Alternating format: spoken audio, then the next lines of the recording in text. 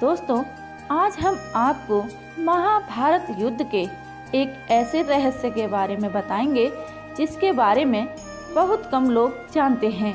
तो आइए जानते हैं उस रहस्य के बारे में। महाभारत का युद्ध, जिसका नाम सुनते ही हमारे मन में उसके रहस्यों को जानने की इच्छा प्रबल होने लगती है। एक ऐसा युद्ध जो धर्म और अधर्म के बीच हुआ, जिसमें करोड़ों योद्धाओं के मारे जाने का वर्णन है। महाभारत इसमें उस युद्ध का वर्णन है जिसमें लगभग एक युग ही समाप्ति की कगार पर था। एक वैभवशाली राजसी परिवारों के बीच हुए धर्म और अधर्म के युद्ध में अरबों योद्धा मारे गए थे।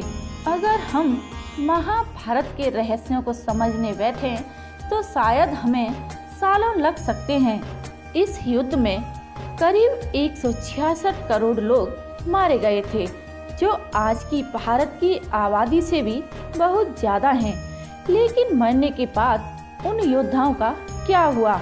जब पांडवों ने युद्ध जीत लिया तो सभी पांडव श्री कृष्ण के साथ धृतराष्ट्र और गांधारी से मिलने पहुँचे।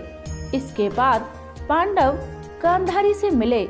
वह भी पांडवों पर क्रोधित थी, लेकिन थोड़ी देर में उनका गुस्सा भी शांत हो गया।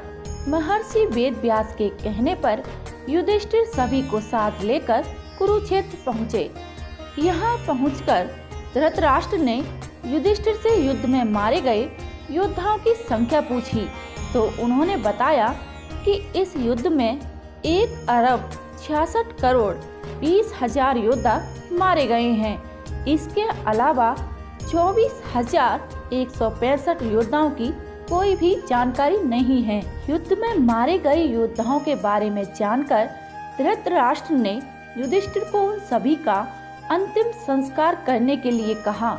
युधिष्ठिर ने कौरवों के पुरोहित सुधर्मा और अपने पुरोहित धौम्य को तथा संजय, विदुर, युयुत्व आदि लोगों को युद्ध में मारे गए सभी योद्धाओं का शास्त्रोक्त अंतिम संस्कार करने की आज्ञा दी।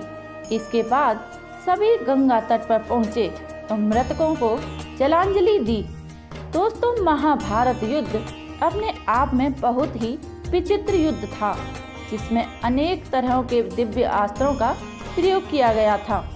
वे अस्त्र इतने खतरनाक होते थे कि आज के परमाणु हथियार भी उनके सामने नहीं टिक सकते।